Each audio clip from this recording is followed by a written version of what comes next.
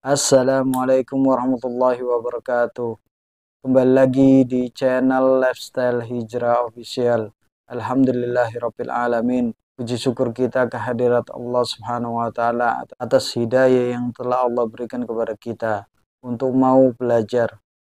Karena keinginan seseorang untuk mau menimba ilmu adalah salah satu tanda bahwa Allah mencintainya.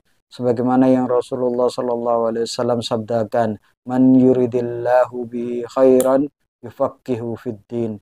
Barang siapa yang Allah inginkan kebaikan kepadanya, maka Allah akan fakihkan atau Allah fahamkan atas ilmu agama. Pada kesempatan kali ini kita akan melanjutkan pembahasan tentang terjemah hadis mengenai pribadi dan budi pekerti Rasulullah SAW.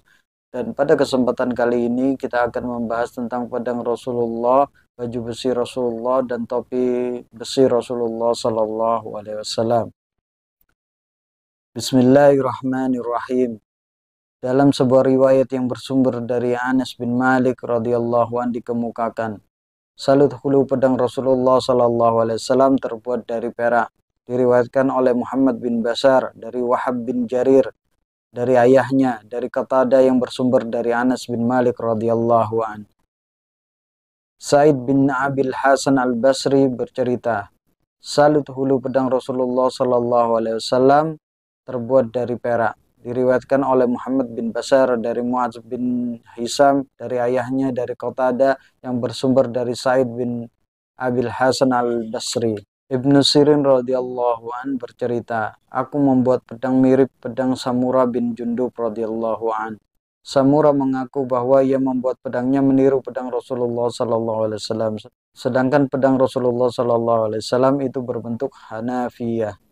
Pedang Hanafiyah adalah salah satu pedang yang dibikin oleh suku Bani Hanifah. Pedang buatan Bani Hanifah terkenal bagus dan halus pembuatannya. Baju besi Rasulullah SAW. Zubair bin Al-Awwam radhiyallahu an bercerita, pada waktu Ghazwa Uhud, Nabi SAW memakai dua baju besi. Beliau bermaksud hendak memanjat sebuah batu besar, namun tak mampu. Maka beliau meletakkan baju besi itu di bawah. Dan Nabi SAW naik hingga berada di atas batu besar itu. Selanjutnya Zubair berkata, kudengar Rasulullah SAW bersabda, sudah semestinya Talha masuk surga. As-Saib bin Yazid bercerita, sesungguhnya Rasulullah SAW pada waktu Ghazwa Uhud sedang memakai dua baju besi. Sungguh beliau memakai keduanya secara rangkap. Diriwayatkan oleh Ibnu Abi Umar dari Sufyan bin Uyainah dari Yazid bin Husaifah yang bersumber dari Said bin Yazid. Topi besi Rasulullah SAW. Anas bin Malik radhiyallahu an bercerita, sewaktu Rasulullah SAW memasuki kota Mekah di hari pembebasan, beliau memakai topi besi. Kemudian ditunjukkan orang kepadanya, ini Ibnul Khattal, bersembunyi di dinding Ka'bah disebabkan takut. Nabi SAW bersabda, bunuhlah dia. Dikeluarkan pula dalam Sahih Bukhari bab haji, pakaian jihad dan ghazwa. Dalam Sahih Muslim bab manasik. Dalam Sunan Abu Dawud pada bab jihad dan Sunan Nasai pada perhiasan. Dalam Sunan Ibnu Majah bab jihad dan dalam Sunan Tirmizi bab jihad. Anas bin Malik radhiyallahu an mengungkapkan pula, sewaktu Rasulullah SAW memasuki kota Mekah pada hari pembebasan kota Mekah, beliau mengenakan topi besi. Selanjutnya Anas radhiyallahu an berkata, manakala Nabi SAW melepas topi besi tersebut, datanglah seorang laki-laki seraya berkata kepadanya, Ibnul Khattal sedang bersembunyi di dinding Ka'bah.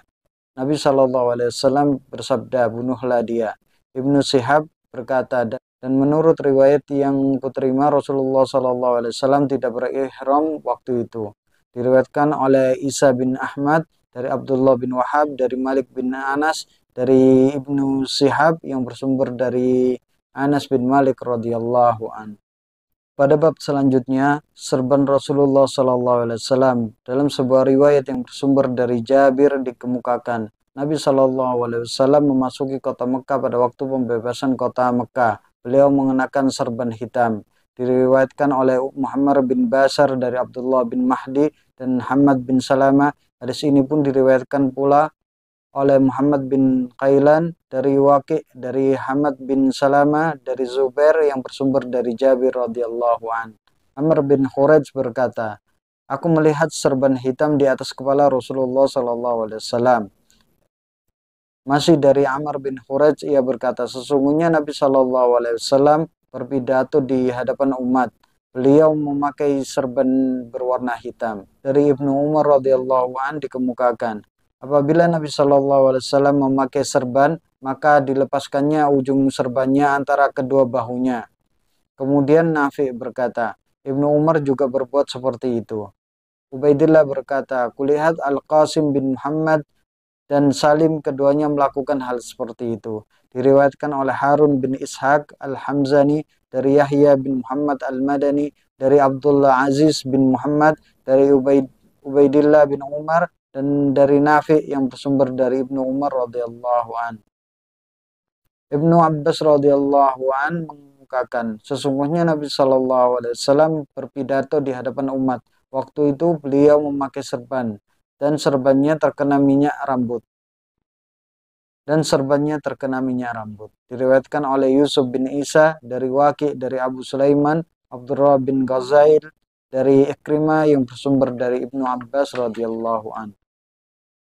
Dan bab selanjutnya, sarung Rasulullah sallallahu alaihi wasallam. Dalam sebuah riwayat yang bersumber dari ayah Abu Burda radhiyallahu an dikemukakan, Aisyah radhiyallahu anha memperlihatkan kepada kami pakaian yang telah kumal serta sarung yang kasar, seraya berkata, Rasulullah sallallahu alaihi wasallam dicabut ruhnya sewaktu memakai kedua pakaian itu. Diriwayatkan oleh Ahmad bin Mani dari Ismail bin Ibrahim dari Ayyub dari Humaid bin Hilal dari Abi Burda yang bersumber dari bapaknya. As'ad bin Sulaim radhiyallahu an berkata, aku mendengar bibiku menceritakan tentang pamannya Ubaid bin Khalid Al-Muharibi radhiyallahu an yang bercerita, tatkala aku berjalan di Madinah, tiba-tiba ada orang di belakangku menegur, tinggikan sarungmu agar lebih terpelihara dan bertahan. Ternyata orang tersebut adalah Rasulullah sallallahu alaihi wasallam. Aku pun bertanya, wahai Rasulullah, ini hanyalah selimut yang bercorak loreng. Rasulullah sallallahu alaihi wasallam bersabda, apakah tidak ada yang harus kau teladani? Lalu aku memandangnya, ternyata sarungnya sampai setengah betis. Dalam sebuah riwayat yang bersumber dari Ayas bin Salama bin Al-Aqwa radhiyallahu an dikemukakan, Utsman bin Affan radhiyallahu an memakai sarung yang tingginya mencapai setengah betisnya. Utsman berkata, demikianlah cara bersarung sahabatku, yakni Nabi Shallallahu alaihi wasallam. Diriwayatkan oleh Suwaid bin Nas dari Abdullah bin Al-Mubarak dari Muhammad bin Ubaidillah dari Ayas bin Salama bin Al-Aqwa yang bersumber dari bapaknya. Uzaifah ibnul Yaman radhiyallahu an berkata, Rasulullah Shallallahu alaihi wasallam memegang otot betis kakiku dan betis kakinya lalu bersabda, inilah tempat batas sarung. Jika kau tak suka di sini maka boleh diturunkan lagi. Jika kau tidak suka juga maka tidak ada hak lagi bagi sarung menutup kedua mata kaki. Diriwayatkan oleh Qutaibah bin Said dari Abul Ahwas dari Abi Ishaq dari Muslim bin Nasir yang bersumber dari Huzaifah ibnul Yaman radhiyallahu an. Mungkin sekian yang bisa saya sampaikan. Semoga apa yang kita pelajari pada kesempatan kali ini mendapatkan manfaat dan bernilai pahala di sisi Allah Subhanahu wa taala. Wa sallallahu ala nabiyyina Muhammadin sallallahu alaihi wasallam walhamdulillahi rabbil alamin.